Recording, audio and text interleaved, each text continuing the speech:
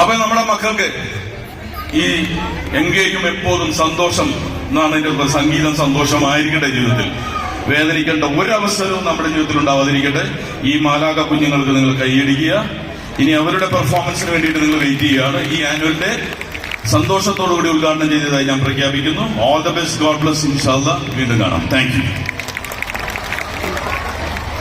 അവരവരുടെ ട്രോഫികൾ അവരവർ കൊണ്ടുപോകണോട്ടാ, തിരിച്ചു വീട്ടിൽ പോകണം.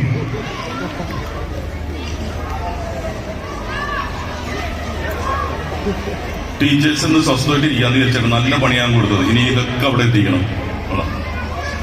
ആ ശരി, മൈക്ക് മൈക്ക്.